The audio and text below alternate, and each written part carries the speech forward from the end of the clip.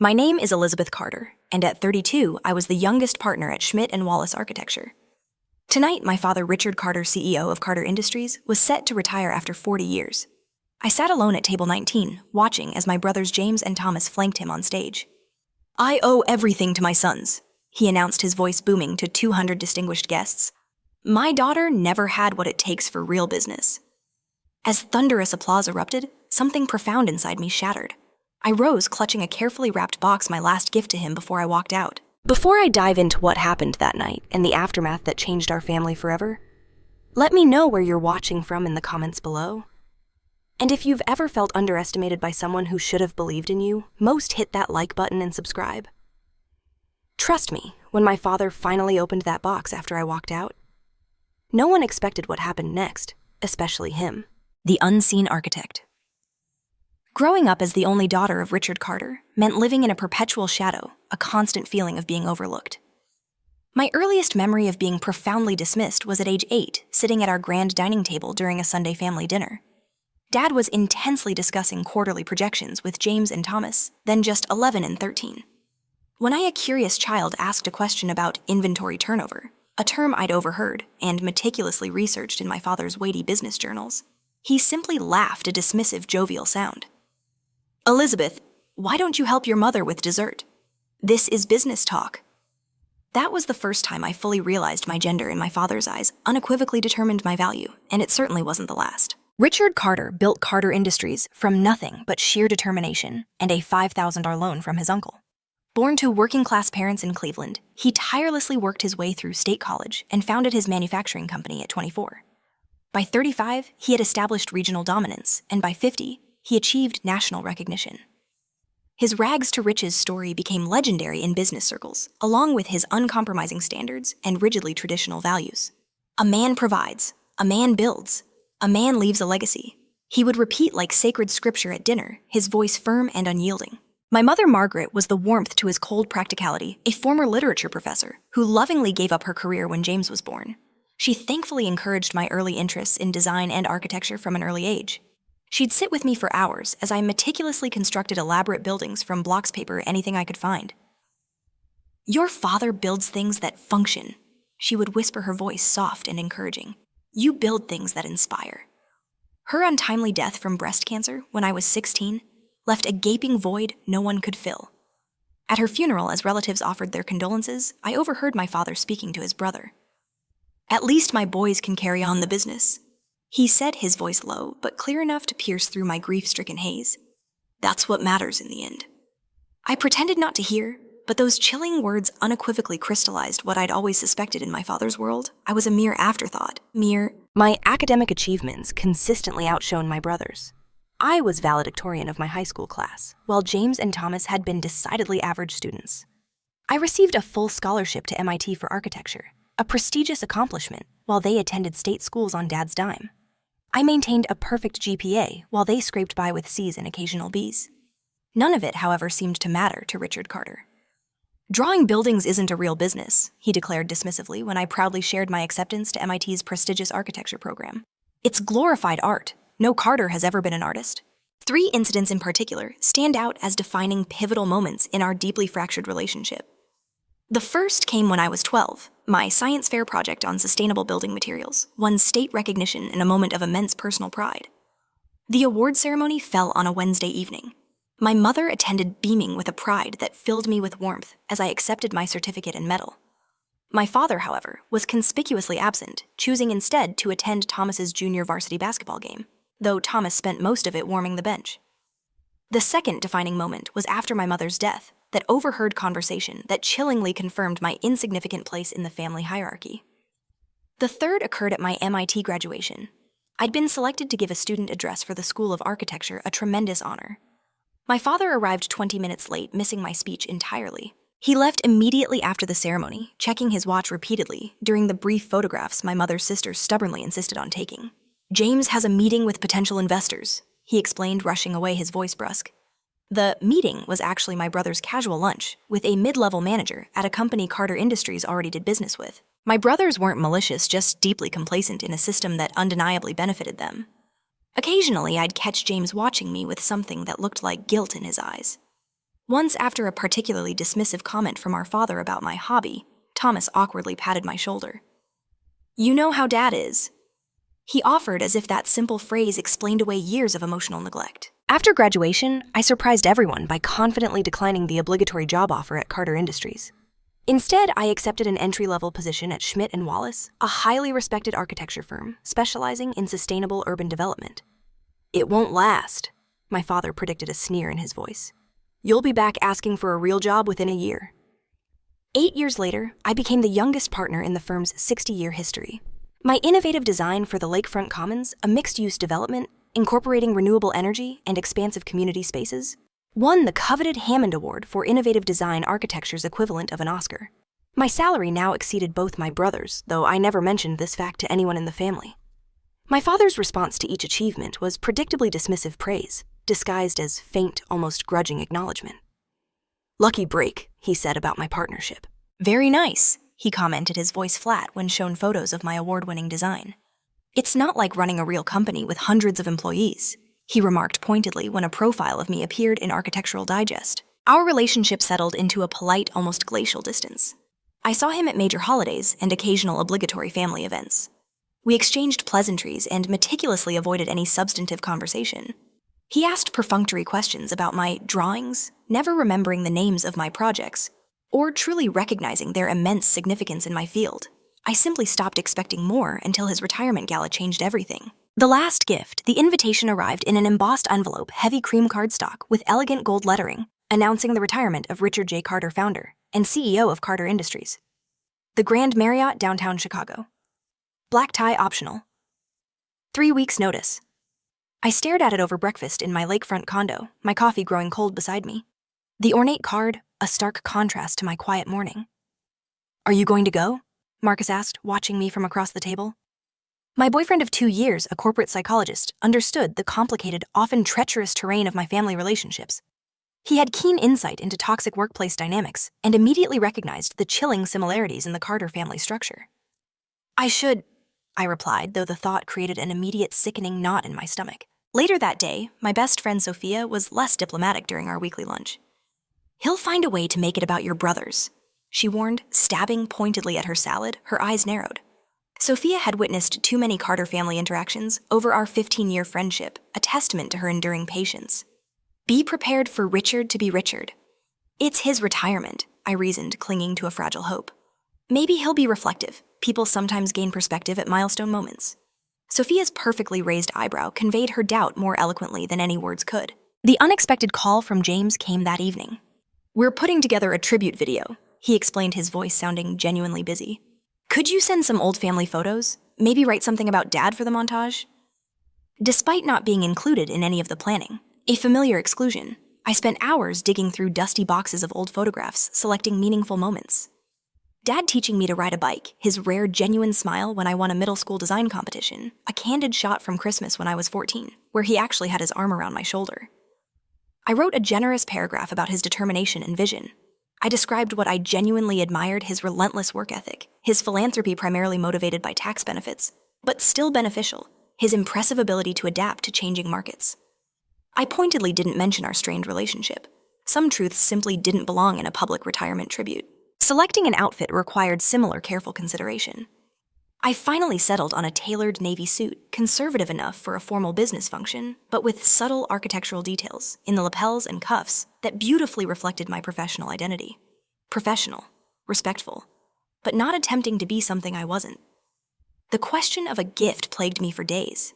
What do you give a man who has everything material he could possibly want, but has given you so little emotionally? Traditional retirement gifts seemed hollow: watches, golf accessories, fishing gear. None truly captured what I desperately wanted to express. The answer came during a visit to my mother's safety deposit box, which I'd meticulously maintained since her death. Among her jewelry and important documents was a small sealed envelope with my name, Elizabeth, written in her elegant, familiar script. Inside, I found several precious items she'd preserved for me: newspaper clippings of my early design contest, wins a heartfelt letter expressing her profound pride in my determination, and photographs of elaborate architectural models I'd built as a child. "For Elizabeth," my mother had written on the envelope, "when she needs reminding of her worth." In that poignant moment, my gift truly took shape. I spent the next week gathering additional impactful items. My MIT diploma, my architecture license, numerous award certificates, financial statements, and press clippings about my most significant nationally recognized projects. I also created a USB drive with a powerful video montage titled What It Takes, meticulously documenting my professional journey, my achievements forged despite his dismissals. I wrapped the entire box in expensive silver paper with a simple navy ribbon, Carter Industries colors, and attached a card that read chillingly, "From your biggest failure." 2 days before the gala, Thomas called. "Dad's been acting strange about the retirement." He mentioned a note of worry in his voice. "Keeps reviewing his speech, making changes." "Maybe he's emotional about the transition," I suggested, clinging to a sliver of hope. "Maybe," Thomas agreed, though he sounded unconvinced. "Anyway, he'll be glad you're coming," he added almost as an afterthought. That small, seemingly innocuous comment, "he mentioned it," kindled an unwelcome, fragile hope that perhaps finally my father might acknowledge my achievements in his farewell address, that he might at this significant juncture truly see me clearly for the very first time. Marcus offered to attend as moral support, his presence a comforting possibility. But this felt like something I needed to face alone, a solitary battle. "This is between me and him," I explained, my voice firm. "Having you there might make it easier, but easier isn't always better." The night before the gala, I sat in my home office reviewing my portfolio, a tangible reminder of what I had built without the Carter name or resources. I stared at the carefully wrapped box sitting on my coffee table, almost deciding not to bring it the temptation to avoid further conflict strong. Then I remembered my mother's wise words from years ago. Sometimes the most loving thing we can do is tell the truth. I placed the box carefully in a tote bag ready for tomorrow. The unforgettable walk, the Grand Marriott's diamond ballroom, lived up to its name. Crystal chandeliers cast prismatic light across round tables draped in pristine white linen. Elaborate floral arrangements, orchids, roses, and lilies in precise white and blue combinations, anchored each centerpiece. Carter Industries banners hung strategically around the perimeter, proclaiming 40 years of excellence and Building America's Future, displayed proudly alongside the company's distinctive logo. I arrived precisely on time, slipping past the busy photographer capturing guests against a branded backdrop. The cocktail hour was in full swing, a cacophony of polite chatter and clinking glasses. Business associates in dark suits mingled effortlessly, champagne flutes in hand, their faces adorned with practiced, superficial smiles. "Elizabeth, is that you?" My father's cousin Bernard approached, martini in hand, his tone one of mild surprise. "So you're still doing that architecture thing? Fascinating hobby." Similar, subtly condescending interactions followed Dad's golf buddies. Various board members, longtime executives, all expressing mild surprise at my continued professional existence. "Your father must be proud," they'd say, though their tone invariably suggested otherwise. James spotted me first, waving from across the room, where he stood with his wife Vanessa and Thomas, with his wife Rebecca.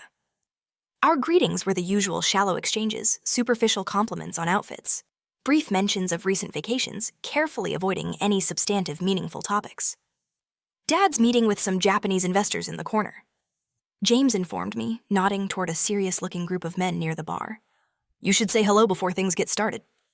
The exchange with my father was predictably brief, almost perfunctory. He excused himself from his conversation as I approached, offering a mechanical half-hug. "Elizabeth, you made it?"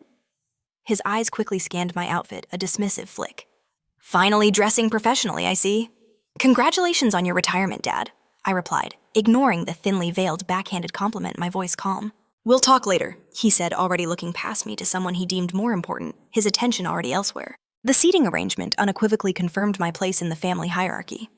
James and Thomas flanked our father at the head table, their wives beside them, basking in the reflected glory.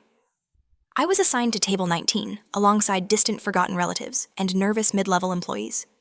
The tote bag containing my gift sat beside my chair, a silent, burning presence.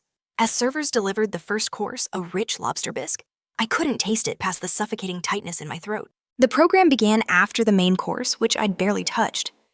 A massive video screen lowered from the ceiling, and the lights dimmed dramatically for the tribute montage. Music swelled a grand orchestral piece as images appeared. Richard as a vigorous young entrepreneur, breaking ground on his first factory, shaking hands confidently with governors and senators, receiving various prestigious business awards. The family section featured extensive footage of him proudly coaching James and Thomas in Little League, attending Thomas's college graduation, proudly standing between them at the opening of a new Carter Industries facility. I appeared in exactly one photograph, a blurry family portrait taken when I was about 10 before my mother's illness. There was no mention of my professional accomplishments, no acknowledgement of my existence beyond that fleeting childhood image. It was as if I'd simply stopped existing once I chose a path outside the sacred family business. Various colleagues took the podium next, praising Richard's business acumen, his shrewd negotiation skills, and his unwavering family values. The CFO in particular mentioned his dedication to preparing the next generation, looking pointedly at my brothers. James and Thomas, looking remarkably composed, delivered a joint speech smoothly highlighting their father's mentorship. "Everything we know about business we learned from watching Dad," James declared, his voice earnest. "His legacy lives on through the values he's instilled in us," Thomas added, his voice equally confident. Finally, Richard Carter took the podium to thunderous, almost reverent applause. At 65, he remained an imposing figure 6 feet tall with perfectly silver hair and the confident, almost arrogant posture of someone accustomed to commanding unwavering attention. He straightened his tie, a precise, habitual gesture I recognized from countless business dinners and family gatherings. It meant he was about to say something he considered profoundly important. 40 years, he began, his voice booming, looking out over the expectant crowd. 40 years of building something from nothing, from a humble warehouse in Cleveland to offices in 12 countries. He proceeded with the expected reflections challenges overcome calculated risks that paid off loyal employees who significantly contributed to the company's success. Then came the transition, the moment that would irrevocably change everything. "People often ask me what I'm most proud of after 4 decades in business," he continued, his voice taking on a more personal, almost intimate tone. "That's easy. I'm proud of the legacy I'm leaving behind. In my sons, James and Thomas." He gestured toward them, his expression warming with an unmistakable, overwhelming affection. "They've proven they have what it takes to carry Carter Industries forward. They understand sacrifice strategy and the responsibility that comes with true leadership." There was a deliberate pause during which he seemed to scan the room until his gaze, cold and dismissive, finally fell directly on me. Unlike my daughter, who chose a different path. The room grew quieter, sensing the sudden uncomfortable shift in tone. "I used to worry about Elizabeth," he continued, as if discussing a disappointing, inconsequential investment. "But I've accepted that she simply never had what it takes to be part of this world. Some people aren't cut out for real business." Scattered, uncomfortable laughter rippled through the audience, a few nervous titters. Several people glanced discreetly in my direction, their expressions ranging from pity to profound embarrassment. At the head table, James studied his plate intensely, his face pale. Thomas winced slightly but remained rigidly silent. A burning sensation spread across my chest, an inferno of humiliation and rage. The crystal chandelier lights suddenly seemed too bright, too harsh. The room too warm, stifling. I gripped the edge of the table, my knuckles white, willing myself not to cry, not to give him the satisfaction of seeing me broken by his casual, brutal cruelty. Richard continued his speech, oblivious detailing specific accomplishments of each son with pride, evident in every word, James's successful negotiation of the European expansion. Thomas's innovative supply chain, restructuring their joint leadership during the pandemic that kept Carter Industries profitable, while competitors faltered. 5 minutes about my brother's business acumen. Not one word more about his only daughter. When he finally concluded, the room erupted in a thunderous, seemingly unending standing ovation. Businessmen and women rose to their feet, applauding the great Richard Carter and the sons who would continue his undisputed legacy. I remained seated, a silent rebel, one hand clutching the gift box I'd removed from the tote bag, the other clenched so tightly my nails left angry crescent marks in my palm. In that searing moment, I made a decision, cold and resolute. I stood, smoothed my jacket, picked up the box, and began walking purposefully toward the stage. The click of my heels against the polished floor seemed unnaturally loud, echoing through the gradually quieting conversation.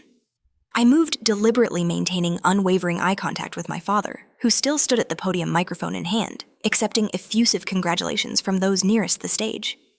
His triumphant expression shifted from triumph to confusion, then to outright alarm, as he finally registered my determined approach. Behind him, James half rose from his seat, uncertain whether to intercept me. Thomas's hand moved to his brother's arm, subtly restraining him, a silent warning. I ascended the 3 steps to the stage, fully aware of 200 pairs of eyes following my every move, a sea of bewildered faces. My exterior remained calm, unyielding. Years of presenting complex architectural concepts to critical clients had taught me to project confidence regardless of my internal state. But inside, my heart hammered violently against my ribs, and a primal voice screamed, "Run, leave, escape!" I silenced it, pushing it down, and continued forward, Richard's smile tightened as I reached him a reflexive, strained business expression that didn't reach his eyes.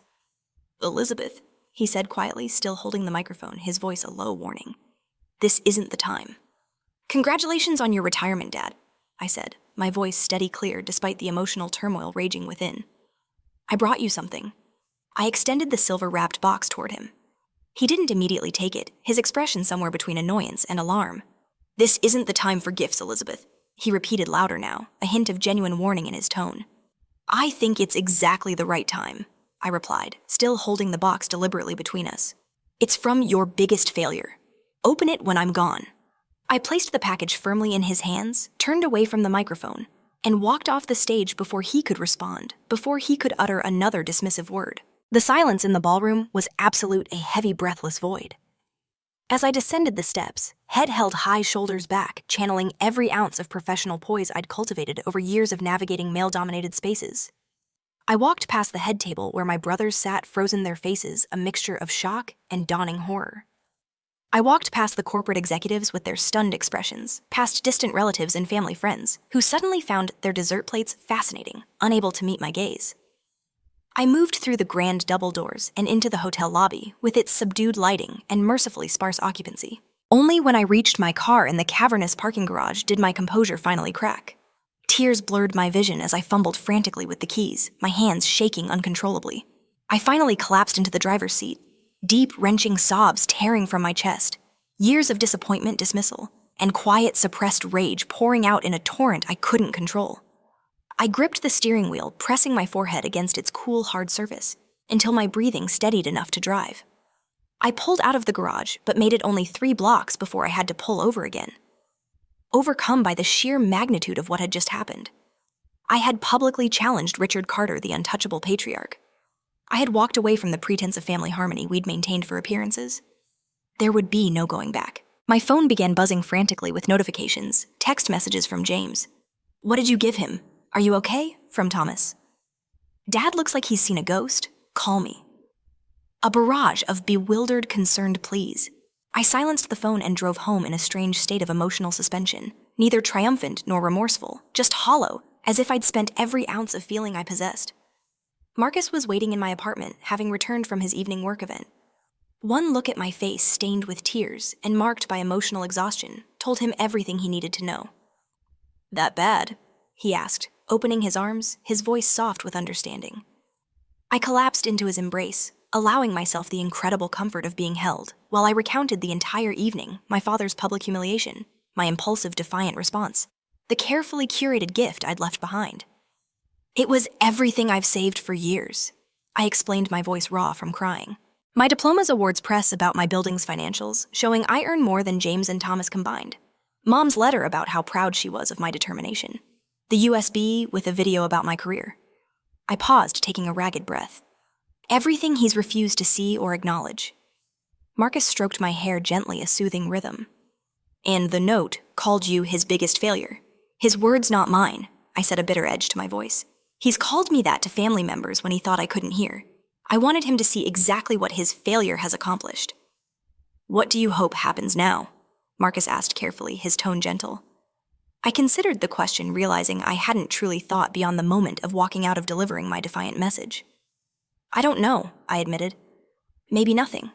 Maybe he'll finally see me for who I actually am, not who he wanted me to be. Maybe it doesn't matter anymore." But as I spoke those words, I knew they weren't entirely true. It did matter, or I wouldn't have created the box in the first place. The unpacking of truth. Richard Carter stood motionless at the podium, still holding the silver-wrapped package as the ballroom doors closed irrevocably behind his daughter. The microphone, still on, captured his uneven breathing, amplifying it throughout the utterly silent room. 200 guests remained frozen in collective discomfort, witnessing a raw family drama none had expected to be part of. James quickly approached the stage, leaning toward his father, his voice a hushed whisper. "Dad, we should continue with the program. We can deal with this later." Richard shook his head, a barely perceptible movement. His fingers gripped the box tighter, creasing the expensive wrapping paper. Without a word to his son, he began methodically removing the navy ribbon, then carefully separating the tape from the silver paper. The microphone picked up each meticulous sound, the whisper of paper, the slight tremor in his breathing. The plain white box underneath offered no hints about its contents. Richard lifted the lid and stared inside, his expression transforming from initial irritation to confusion, then to something far more complex, a dawning realization. One by one, he carefully removed the items. First came the framed MIT diploma. Elizabeth Carter's name emblazoned proudly across it with the distinction summa cum laude, clearly visible to those nearest the stage. He placed it carefully on the podium, then withdrew her architecture license, studying it momentarily before setting it beside the diploma.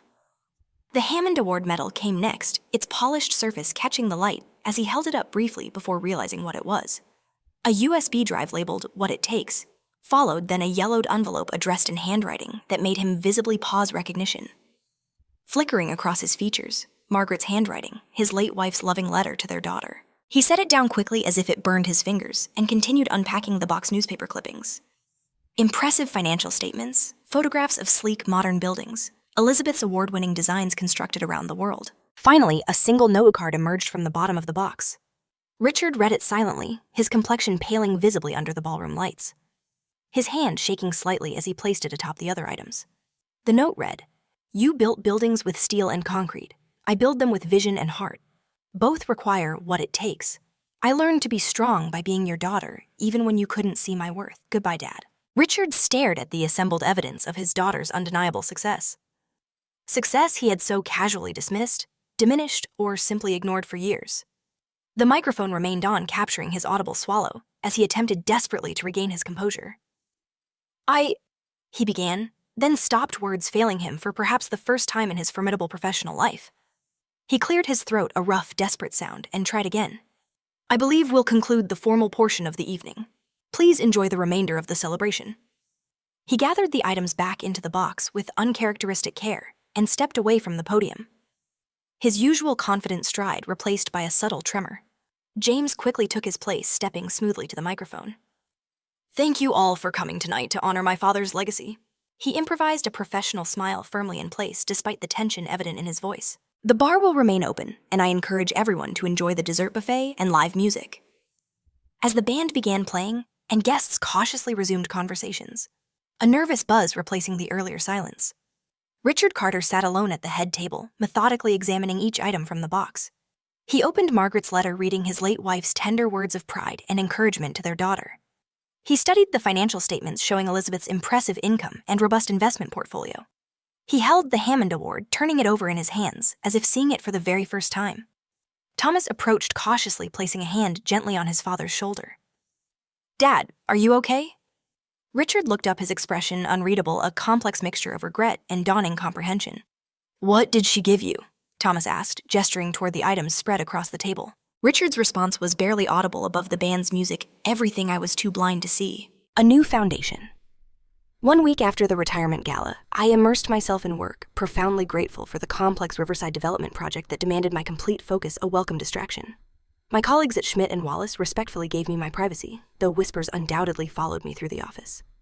Architectural circles were small, and news traveled quickly. I'd become not just Elizabeth Carter award-winning architect, but Elizabeth Carter who publicly confronted Richard Carter business titan. My father had left 7 voicemails since that night. I hadn't listened to any of them, unwilling to break the fragile peace I'd found. "You should at least hear what he has to say," Sophia suggested over lunch at our usual cafe. She'd heard about the incident through mutual acquaintances and had been checking on me daily, a steadfast friend. "Even if it's just to get closure." "I'm not ready," I admitted, pushing salad around my plate, my appetite still elusive. "Once I hear his voice, I'll be right back in that cycle, hoping for acknowledgement, being disappointed, making excuses for him." "Fair enough." She conceded, a knowing look in her eyes. "But eventually, you'll need to decide what kind of relationship you want going forward, if any." The unexpected visitor to my office that afternoon complicated my firm resolution to maintain distance. James appeared in my doorway at 3:00 p.m., looking uncharacteristically disheveled, in a wrinkled shirt, his usual confidence replaced by obvious hesitation. "Can I come in?" he asked, hovering at the threshold. I gestured to the chair opposite my desk, saving my work before giving him my full attention. "This is a surprise." "Yeah, well." He ran a hand through his hair, a nervous gesture. "Desperate times." "What does that mean?" James leaned forward, elbows on his knees, his voice low and serious. "Dad hasn't left the house since the party, Liz. He canceled the golf trip he's been planning for months. He's not taking calls from the board. Thomas and I are running interference, but people are starting to ask questions." "That's not my problem," I replied. keeping my voice neutral, despite the unexpected twinge of concern. Richard Carter had never missed a day of work in his life, even during my mother's illness. He watched your USB. James continued, his voice softer, almost reverent. The video about your career. He's played it dozens of times. Something shifted in my chest, a complicated emotion I wasn't prepared to examine. How do you know? Because he called us over the day after the gala and made us watch it too. James looked down at his hands, a genuine remorse in his voice. I had no idea, Liz. The international projects, the sustainability innovations, the community impact of your designs. None of it. You never asked. I pointed out, my voice flat. No, I didn't. He met my eyes directly, a raw honesty in his gaze. I was too busy enjoying being the favorite. It was easier not to question the dynamic. His honesty genuinely surprised me. James had always been the diplomat of the family, smoothly smoothing over conflicts with practiced charm, rather than ever addressing their root causes. Why are you here? I asked. He wants to talk to you, James said, his voice hesitant. But he's respecting your silence. He knows he doesn't deserve your time. He's right about that. James hesitated again. Check your email. He sent something yesterday. After he left, I tried to focus on work, but curiosity eventually won out. I opened my personal email to find a message from my father. Timestamped 2:13 a.m. the previous night. The subject line read simply, I'm sorry. The body contained only 2 sentences. I saw everything on the USB. I was wrong. Can we talk when you're ready? I stared at the email without responding and booked myself on a flight to Singapore for the following week. A luxury hotel developer had requested a consultation on a sustainable renovation project, the perfect excuse to put 7,000 miles between myself and the Carter family drama. 3 days into my stay in Singapore, an architectural news alert caught my attention. Carter Industries announces new green architecture division. The accompanying press release stated that Richard Carter had postponed his retirement indefinitely to oversee the new initiative personally. My phone rang almost immediately. Thomas, did you see it? He asked without preamble when I answered. The press release just now. He's been researching sustainable building practices nonstop, Thomas said, his voice filled with a stunned disbelief. Brought in consultants from 3 different environmental engineering firms. He's talking about retrofitting all Carter properties with solar and establishing new carbon-neutral manufacturing protocols. That's unexpected. I managed, unsure how to process this seismic shift. It's because of your video, Thomas continued, his voice almost reverent. Especially the part about how traditional construction is responsible for 40% of carbon emissions globally. He keeps saying she was right under my nose the whole time. I ended the call, promising nothing but feeling increasingly destabilized by these unprecedented developments. Was this a genuine epiphany, or an elaborate manipulation to regain control of the narrative with Richard Carter? It was impossible to be certain. Upon returning to Chicago 2 weeks later, I found a large package had been delivered to my apartment. The return address was my father's home. I let it sit unopened for 2 days before curiosity again overcame caution. Inside the package, I found a roll of blueprints secured with a simple black ribbon. Unfolding them across my dining table revealed detailed plans for a community center. Not Carter Industries' usual industrial or commercial project, but something altogether different. Notes in my father's distinctive handwriting filled the margins.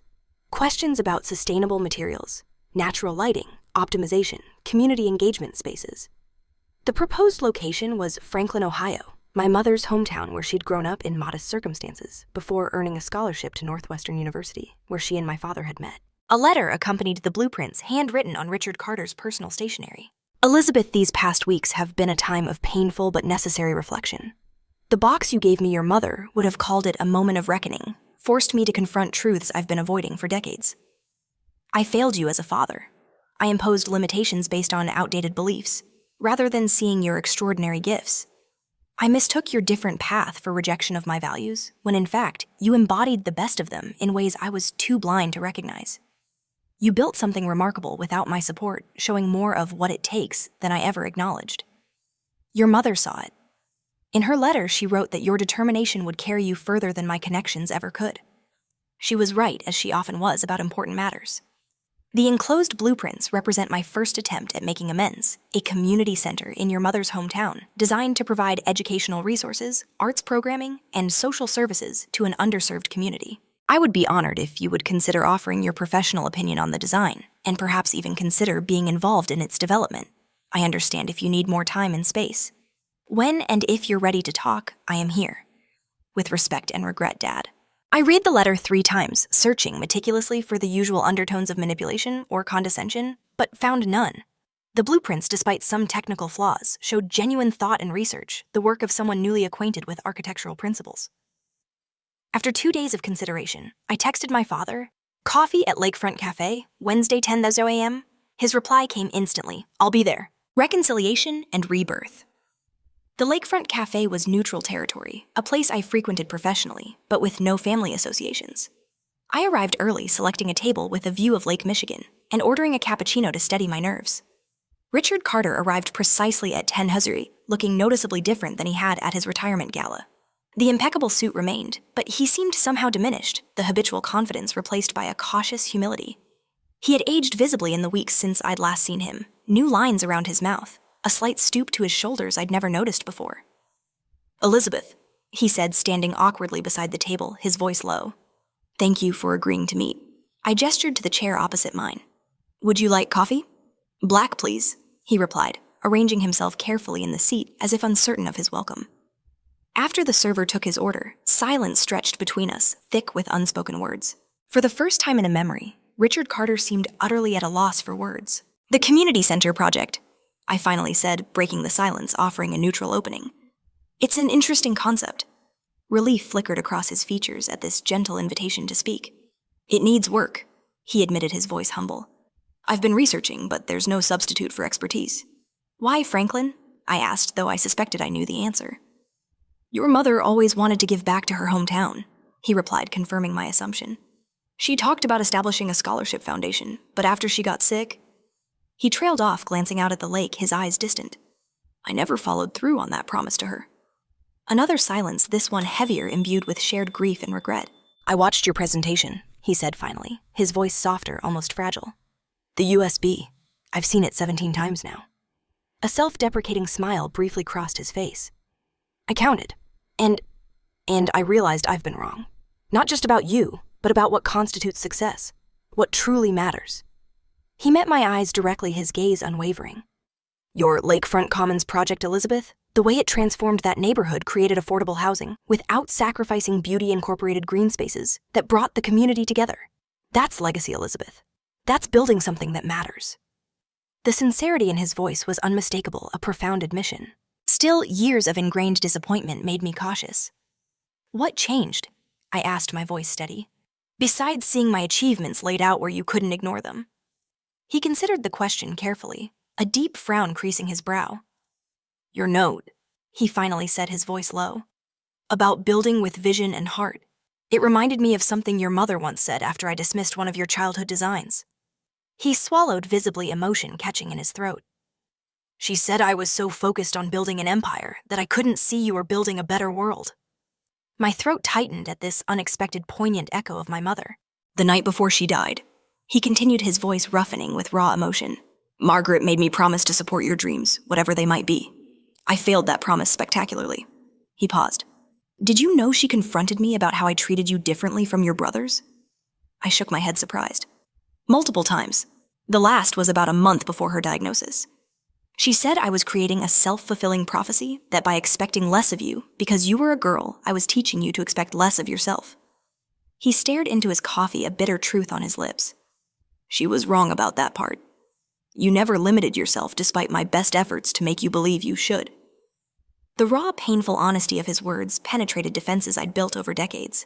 "I spent years wanting your approval," I admitted, my voice a quiet confession, "hoping each achievement would finally be enough to make you see me." "I know that now," he replied quietly.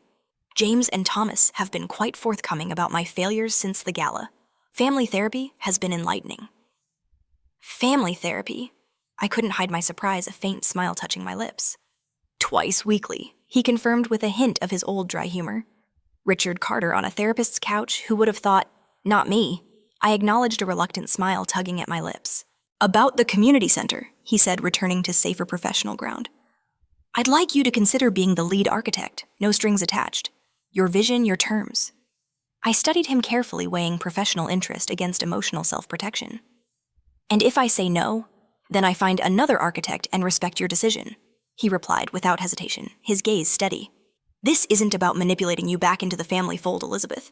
It's about recognizing your expertise and offering an opportunity I should have offered years ago. I considered his offer, the genuine humility in his voice, striking. I'll review the proposal, I finally said. Professionally. That's all I can commit to right now.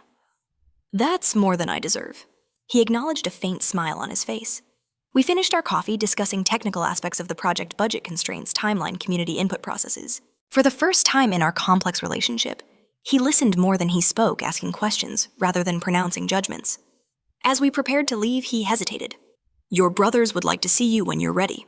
One step at a time, I replied, not committing but not refusing. Over the following weeks, that single coffee meeting evolved into regular productive project discussions.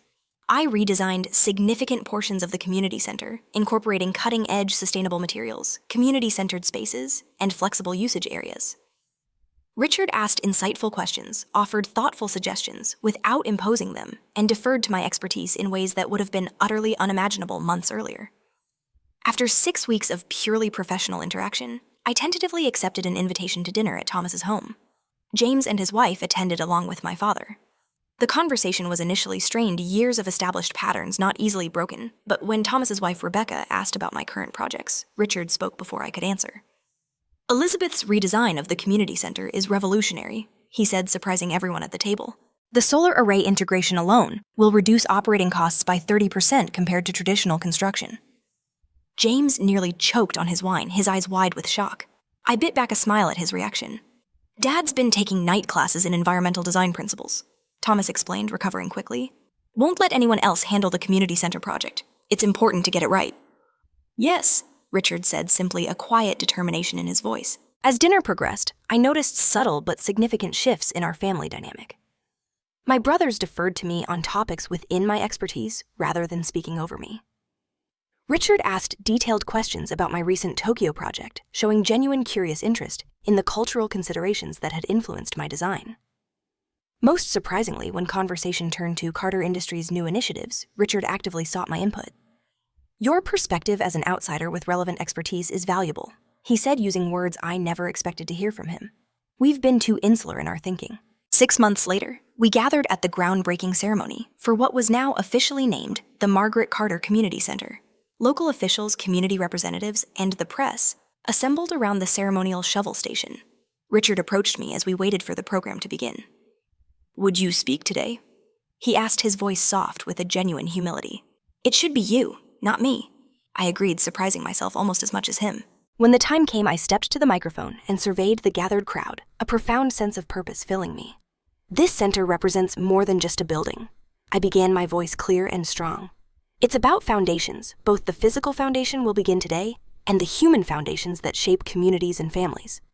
I spoke about my mother's deep connection to Franklin, her unwavering belief in education and community support, her enduring vision of creating opportunities for others. I spoke about sustainable architecture as a vital investment in future generations, a commitment to a better tomorrow. Every building tells a story. I concluded, my gaze sweeping across the faces in the crowd. The story this one will tell is about transformation's second chances and the powerful act of seeing potential where others might not. As applause rippled through the audience, a warm, resonant sound, I caught my father's eye. The pride in his expression was unmistakable, not the conditional approval I'd sought for so long, but genuine respect between equals. At the reception afterward, I overheard him speaking to the mayor of Franklin. My daughter taught me what really matters, he said, not knowing I was within earshot, his voice filled with a profound conviction. And she definitely has what it takes. Later that evening, as the event concluded, he approached me with a small, carefully wrapped package. One more thing, he said, his voice uncharacteristically hesitant, a nervous tremor. I found this while going through some storage boxes. I unwrapped the package to find a crude architectural model I'd built at age 7, a cardboard and popsicle stick creation representing my dream house, complete with solar panels, aluminum foil, and a rooftop garden green construction paper. Your mother kept it, he explained, a faint smile on his face. She always said you had a vision that was ahead of your time. The simple, fragile model represented everything my childhood dreams. My mother's unwavering faith, the talent my father had finally truly recognized. In that moment, I understood that reconciliation wasn't about forgetting the past, but about building something new atop its foundation, just as I'd done with so many architectural projects. Thank you, I said softly, carefully holding the precious model. No, he replied quietly, his eyes sincere. Thank you for not giving up on architecture, on yourself, or even on me despite every reason I gave you to do so. As we stood together looking out at the ceremonial groundbreaking site under the stars, I realized that the box I'd given him at his retirement gala had accomplished something I never anticipated. It hadn't just forced him to see me, it had begun to transform him. And in that transformation, it had created space for something neither of us had thought possible. A relationship built on mutual respect rather than obligation. Valuable lessons from Elizabeth's story, Your worth is inherent, not conferred.